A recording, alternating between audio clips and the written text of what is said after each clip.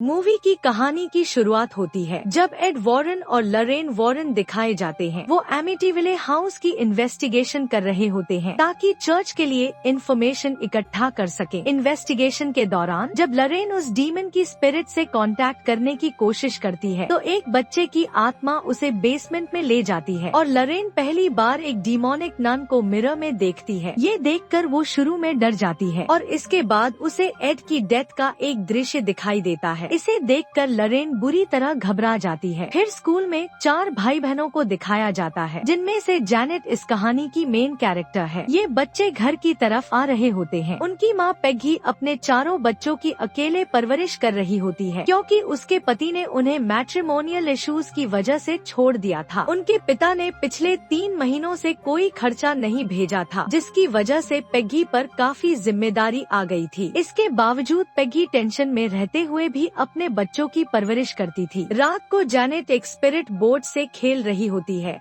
और अपनी बहन मेग्रेट को भी साथ बैठने को कहती है। वो दोनों उस स्पिरिट बोर्ड के जरिए एक आत्मा से सवाल पूछते हैं लेकिन कोई जवाब नहीं मिलता। जैनेट ये भी पूछती है कि क्या उसका पिता वापस आएगा। जब रात को 1:04 बजे पूरा परिवार आराम कर रहा होता है, जैनेट उस वक्त जाग जाती है। उसे खुद को ग्राउंड फ्लोर वाले लिविंग रूम में पाती है लेकिन उसे समझ नहीं आता कि वो यहाँ कैसे आ गई। मेग्रेट जो अपने कमरे में सो रही होती है, उसके दरवाजे पर कोई जोर से दस्तक देता है। मेग्रेट दरवाजा खोलकर देखती है लेकिन वहाँ कोई नहीं होता। उसी वक्त जैनेट वहाँ पहुँच जाती है। मेग्रेट को लगता है कि जैनेट ने ही दरवाजा खटखटाया था। उसे आम बात समझकर वो वापस जाकर सो जाती है। फिर यूएस की लोकेशन दिखाई जाती है जहाँ एड और लरेन एक टीवी शो पर डॉक्टर से कंसल्ट कर रहे होते हैं। वो डॉक्टर एड और लरेन को प्रिटेंडर कहकर उन पर इल्जाम लगाता है। ये सुनकर एड वॉरेन गुस्से में आ जाता है और शो खत्म हो जाता है। फिर जैनेट और उसका भाई एक क्रूक टॉय से खेलते हुए दिखाए जाते हैं। उसका भाई उससे बात करने की कोशिश करता है क्योंकि अभी वो साफ साफ बोल नहीं पाता। रात को जब सब सो रहे होते हैं, उसका भाई बिली पानी पीने के लिए किचन में ग्राउंड फ्लोर पर जाता है। वो पानी पीते हुए घर के बाहर 2 स्विंग्स को नोटिस करता है। उनमें से एक स्विंग ऐसे हिल रहा था जैसे कोई उस पर बैठा हो। जैनेट अपने कमरे के एक अंधेरे कोने की तरफ मुंह करके किसी से बात कर रही होती है। उसकी वजह से मेग्रेट की नींद खुल जाती है। जैनेट सीधा उस तरफ देखकर बोल रही होती है, तुम्हें हमारे घर से चले जाना चाहिए। तुम कौन हो और बिली को भी छोड़ दो। और फिर जैनेट की आवाज खुद ही बदल जाती है और वो कड़क आवाज में बोलती है, तुम सब मर जाओगे और बिली भी। मेग्रेट जाकर जैनेट को शांत करती है और उसे सुला देती है। फिर खुद भी अपने बेड पर आकर सो जाती है। लेकिन जैनेट फिर मेग्रेट के बेड के पास जाकर जोर से चिल्लाती है, बिली से दूर रहो और हमें अकेला छोड़ दो। मेग्रेट जैनेट पर नाराज हो जाती है। अचानक उसी कोने से एक बूढ़े आदमी की आवाज आती है जो कहता है, यह मेरा घर है, इसे छोड़कर यहाँ से चले जाओ। यह सुनकर मेग्रेट बुरी तरह डर जाती है और लाइट ऑन करके देखती है तो वहाँ कोई नहीं होता। बिली जब पानी पीकर ऊपर जा रहा होता है तो वह देखता है कि लिविंग रूम की आर्म चेयर पर कोई बैठा है और एक टॉय उसके पैर से टकरा जाता है। वह उस टॉय को अपने पैर से प्ले टेंट में धकेल देता है। लेकिन जब बिली अपने कमरे में आता है तो उसे प्ले टेंट से किसी की आवाज सुनाई देती है और जैसे ही वह सोने ही वाला होता है, वह टॉय अपने आप उसके कमरे से बाहर चला जाता है। बिली उस टॉय को उठाकर दोबारा प्ले टेंट में डालता है लेकिन वह फिर से बाहर आ जाता है। इसे देखकर बिली डर जाता है और दौड़ता हुआ अपनी माँ के पास चला जाता है। वह अपनी माँ से कहता है, प्ले टेंट में कोई है। लेकिन जब उसकी माँ प्ले टेंट को चेक करती है तो वहाँ कोई नहीं होता। तभी पेगी को किसी की आवाज सुनाई देती है और जैसे ही वह नीचे जाती है वह हैरान रह जाती है। जैनेट आर्म चेयर पर बैठी होती है। जैनेट अपनी माँ से कहती है कि शायद वह स्लीप वॉकिंग करते हुए यहाँ आ गई है। जैनेट को तेज बुखार होता है। इस पर उसकी माँ कहती है कि तुम कल स्कूल नहीं जाओगी क्योंकि तुम ठीक नहीं हो। अगले दिन जैनेट घर में अकेली होती है और टीवी देख रही होती है। अचानक टीवी के चैनल बदलने लगते हैं। जैनेट रिमोट कंट्रोल साइड में रख देती है है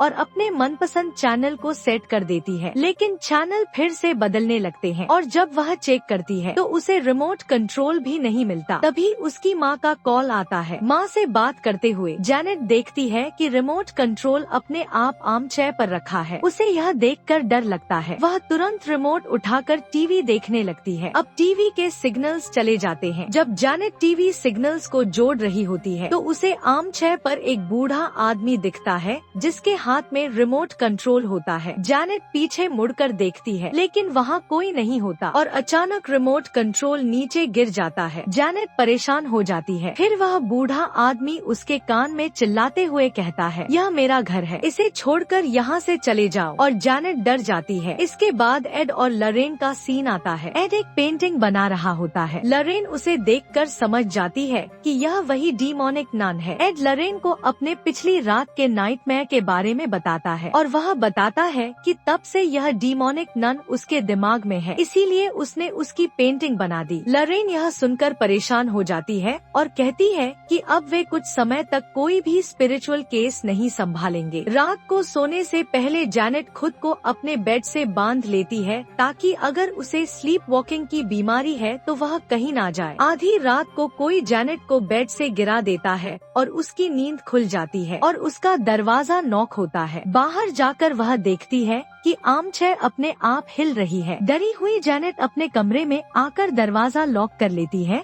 और सोने की कोशिश करती है, लेकिन दरवाजा खुद ही खुल जाता है। जैनेट डर जाती है और उसे किसी के चलने की आवाज आती है, जैसे कोई उसकी तरफ बढ़ रहा हो। फिर कोई उसके कंधे को काटता है। जैसे ही वह उसके पास पहुंचता है, जिसकी वजह से वह जोर से चीखती है और मेग्रेट को जगा देती है। तभी उनके बिस्तर जोर जोर से हिलने लगते हैं। दोनों दौड़ती हुई लड़कियां अपनी माँ के पास जाती हैं। जब पेगी कमरे में चेक करने आती है तो वही स्पिरिट बोर्ड दिखता है। इसे देखकर वह दोनों को डांटती है। तभी एक कैबिनेट टेबल उनके सामने से हिलते हुए दरवाजे को बंद कर देता है। अब सब डर जाते हैं। वे अपना घर छोड़कर पड़ोसियों के पास चले जाते हैं। पेगी पड़ोसियों को सारे घटनाएं बताती है और वे तुरंत पुलिस को कॉल कर देते हैं। पुलिस चेक करते समय दीवारों में किसी की आवाज सुनती है और एक कुर्सी को हिलते हुए देखती है। पुलिस पेगी को यह सलाह देती है कि वे चर्च से मदद ले, क्योंकि यह मामला उनके लिए नहीं है। इसके बाद लरेन अपनी बेटी के साथ दिखाई देती है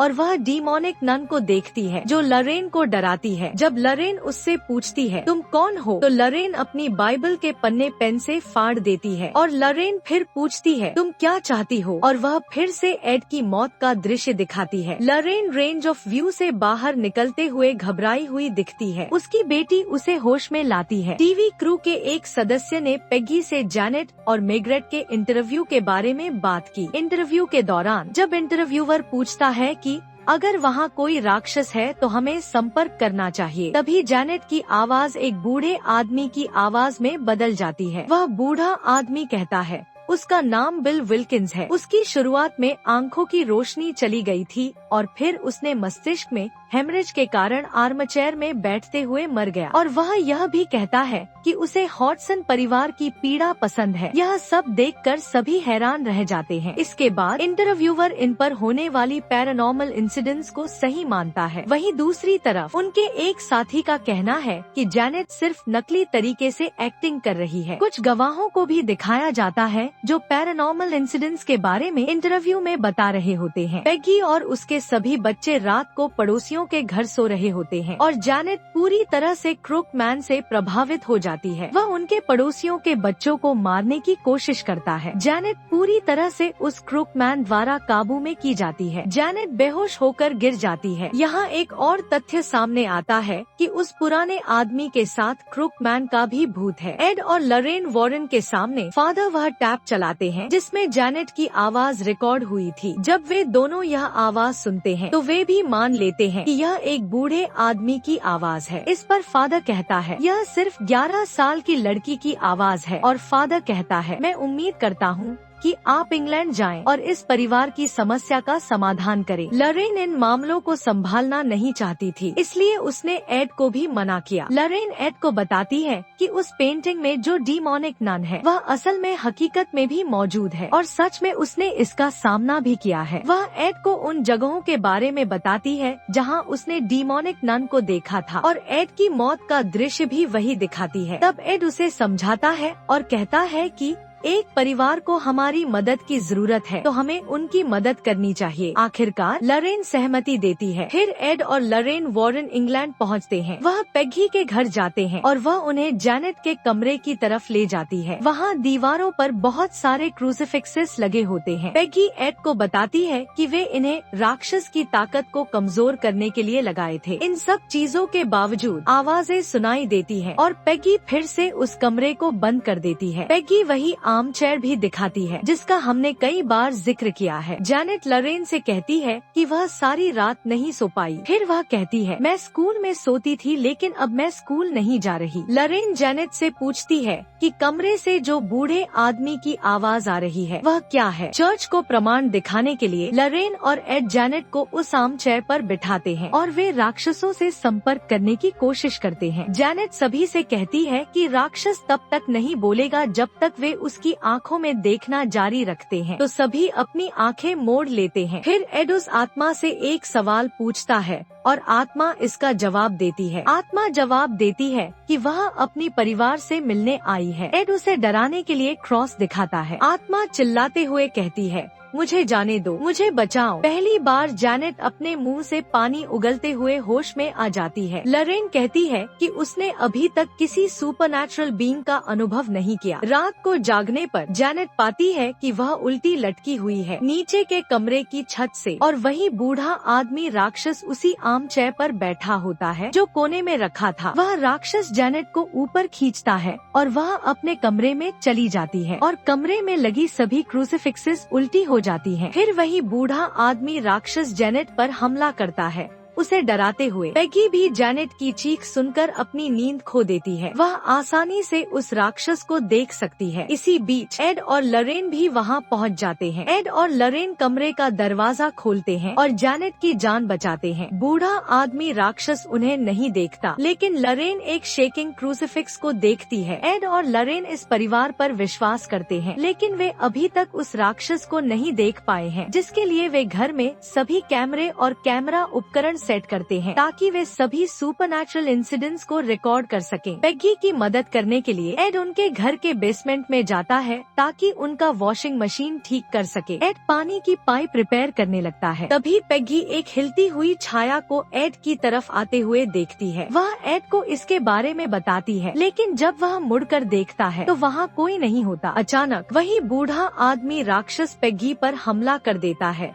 उसका हाथ काटता है। दूसरी तरफ जैनेट किचन में एक और राक्षस को देखती है। बिली उसकी ओर लड़ाई करने के लिए बढ़ता है। जैनेट उसे सख्ती से चेतावनी देती है। फिर जैनेट भी वहां पहुंच जाती है लेकिन जैनेट पूरी तरह से उस राक्षस से प्रभावित हो चुकी होती है। फिर सभी बच्चे उनकी चीखें सुनकर वहां पहुंचते हैं और अचानक एक रहस्यमयी प्राणी घरेलू सामान को इधर उधर फेंकने लगता है और किचन का दरवाजा अपने आप बंद हो जाता है। एड किचन का दरवाजा तोड़कर जैनेट को खोजता है। जैनेट कैबिनेट में पाई जाती है जिस पर राक्षस का जबरदस्त काबू है और वही होस्ट जो जैनेट के व्यवहार को नाटक मानता था सभी को एक वीडियो दिखाता है जिसमें जैनेट सामान को इधर उधर फेंकते हुए दिखती है। तो यह उनके लिए एक प्रमाण बन जाता है कि जैनेट नाटक कर रही है। पेगी गुस्से में आ जाती है जब वह महिला उसे हिस्ट्रियोनिक कहकर आरोप लगाती है। वह फट पड़ती है और सबको जाने को कह देती है। एड और लॉरेन वॉरेन भी वहाँ से चले जाते हैं। इनमें से सिर्फ उसके पड़ोसी पेगी पर विश्वास करते थे। फिर जैनेट के भाई बहन उससे पूछते हैं, तुमने ऐसा क्यों किया? वह जवाब देती है कि राक्षस आत्मा ने उससे ऐसा करने को कहा था और अगर वह नहीं मानी होती तो उसके भाई जॉनी को मार दिया जाता। एड और लॉरेन वॉरेन इन घटनाओं पर विश्वास नहीं कर रहे थे लेकिन वे सोच रहे थे कि अगर जैनेट को नाटक करना था तो वह उस कमरे में क्यों गई जहां कैमरे लगे थे। एड उस रिकॉर्ड किए गए डेटा को फिर से देखता है और वह उस समय की रिकॉर्डिंग सुनते हैं जब बूढ़े आदमी ने जैनेट को कब्जा किया था। फिर वह 2 रिकॉर्ड किए गए आवाजों से एक संदेश प्राप्त करता है। जब वह दोनों रिकॉर्डिंग्स को एक साथ बजाता है तो संदेश पूरा होता है। संदेश था, वह मुझे जाने नहीं देती। इस बीच लरेन बूढ़े आदमी के राक्षस को आर्म चेयर पर बैठे हुए देखती है। बूढ़ा आदमी राक्षस लरेन से कहता है कि वह यहाँ अपनी परिवार से मिलने आया था, अब वह जा रहा है। वह कहता है वह मुझे अब जाने नहीं देती और जैनेट भी उसी राक्षस से प्रभावित हो गई है। वह जैनेट को नहीं छोड़ेगा। वह लरेन को उस राक्षस को पकड़ने का एक सुराग भी देता है। फिर लरेन उस डीमोनिक नन को बूढ़े आदमी की आत्मा के पीछे देखती है। लरेन का नाक खून से बहने लगता है जब वह अपनी दृष्टि से बाहर आती है। फिर दोनों समझ जाते हैं कि कुछ गलत है और वे पेगी के घर लौट आते हैं। बूढ़े आदमी की आत्मा और क्रूकमैन केवल मोहरे हैं ताकि कोई असली राक्षस जो कि डीमोनिक नन है तक न पहुंच सके। और जैनेट घर में उस राक्षस से बुरी तरह प्रभावित हो चुकी है। वह उसे शैतानी शक्ति से प्रभावित कर देती है। जैनेट मैग्रेट को फर्श पर फेंक देती है, उसे हवा में उड़ा देती है। पेगी अपने बच्चों को बाहर ले आती है। जब वह अंदर जाने लगती है तो दरवाजा खुद ब खुद बंद हो जाता है। इसी समय एड और लरेन वॉरेन भी वहाँ पहुँच जाते हैं। एड दरवाजा तोड़ने की कोशिश करता है लेकिन वह मजबूती से बंद है। फिर एड खिड़की से अंदर जाने की कोशिश करता है लेकिन उसी कमरे से एक सोफा उड़ता हुआ खिड़की को रोक देता है। लेकिन एड को जैनेट को बचाना था इसलिए वह बेसमेंट से अंदर जाता है। जब लरेन एड के पीछे बेसमेंट में जाती है तो वह दरवाजा भी बंद हो जाता है। लरेन एड को रोकते हुए कहती है कि राक्षस बहुत शक्तिशाली है और एड अकेले उस राक्षस का सामना नहीं कर पाएगा। लेकिन एड लरेन की बातों को अनसुना करते हुए अंदर चला जाता है। लरेन परेशान हो जाती है सोचते हुए कि वह एड के साथ अंदर क्यों नहीं जा रही। दूसरी ओर एड बेसमेंट के रास्ते से उस कमरे में जाने की कोशिश करता है। तभी एक पानी की पाइप एड की आँखों पर फट जाती है जिसके कारण उसकी आँखें घायल हो जाती हैं और उसकी दृष्टि धुंधली हो जाती है। संगीत की आवाज सुनकर वह उस दिशा में बढ़ता है। जब एड आगे बढ़ता है तो दीवार पर एक राक्षस का हाथ दिखाई देता है और उसी समय क्रूकमैन एड के ठीक पीछे होता है। एड टीवी लाउंज में पहुंचता है और एड को ऊपर वाली मंजिल से जैनेट की आवाज सुनाई देती है उसी वक्त और डीमन की आवाज भी सुनाई देती है। फिर एड डीमन से कहकर उसे छोड़ने को कहता है, अपने क्रूसिफिक्स को अपने गले से उतारकर, और लरेन वहाँ डीमन से जुड़ी सारी यादें इकट्ठा करती है। लरेन तुरंत समझ जाती है कि डीमन ने अपना नाम उसे बताया था और उसकी ताकत उसके नाम से कम हो सकती है जब उसका नाम उसके सामने लिया जाए। वो याद करती है कि उसने अपनी बाइबल में एक शैतानी नान का नाम लिखा था। फिर आसमान से बिजली गिरती है और बाहर के ट्री को नुकसान पहुंचता है और वह ट्री उसी आकार में है जो लरेन ने देखा था। इसके बाद एड ऊपर वाली मंजिल तक पहुंचता है।